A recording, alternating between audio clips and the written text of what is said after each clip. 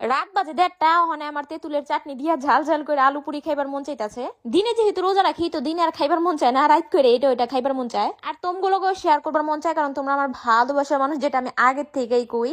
So guys, প্রথমে আমি আলুগুলো চাক চাক করে কেটে নিলাম, তারপরে চুলার মধ্যে সেদ্ধ করবার লেগে দিয়ে দিমু। এখন হলো পুরি বানানোর জন্য মেইন ইনগ্রেডিয়েন্টস আটা, ময়দা, সুজি। মানে আটা ময়দা সুজি না, শুধু ময়দা। এখানে আমি 1 কাপ ময়দা দিয়ে দিচ্ছি, তার মধ্যে দিয়ে দিচ্ছি 1 চা চামচ চিনি। চিনিটা তোমরা নাও দিবার পারো, কিন্তু আমি দেই সব সময়। পরিমাণ মতো লবণ আর একটুখানি বেশি তেল দিচ্ছি। তারপরে মিক্স করে একটু একটু করে পানি দিমু, আর হলো একটা ডো বানালুমু। তোমরা আবার একবারে পানি ঢাইলা দিও না, বেশি পানি ঢাইলা দিলে পুরিটা মচমচ হইব না, কারণ আমরা তো মচমচে পুরি খাবো, তাই না? এর লেগে কম কম পানি দিয়ে শক্ত একটা ডো বানানো লাগবো। সেম টু সেম তোমরা তোমাদের উম্মাপুর মতো করবা। ভুল করলেই কিন্তু একটা করে মার দিব, বুঝছো?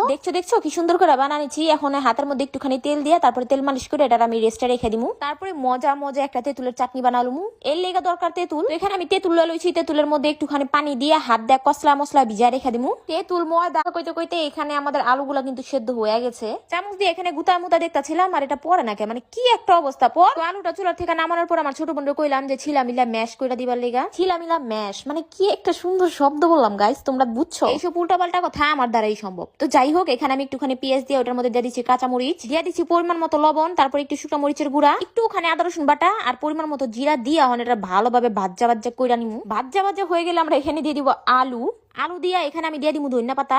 আলুর এই পুরটা যত মজা হইব, মনে করো যে পুরিটা তাতে বেশি মজা হইব। তো এর লেগে আলুর পুরটা আমি মজা মজা করে বানাইতাছি। কালারটা দেখো কত সুন্দর হয়েছে। আমি তো এখানে থেকে একটু রাই খাওয়া দিচ্ছি ভাত দিয়া খাওয়ানোর লেগে, মানে বুঝো এখানেও আমি লোভ সামলা পারি না। তো আলুর পুরটা তো বানানো শেষ। এখানে আমার ওই যে কি জানি এটার নাম, ওই যে এই আটার ডো।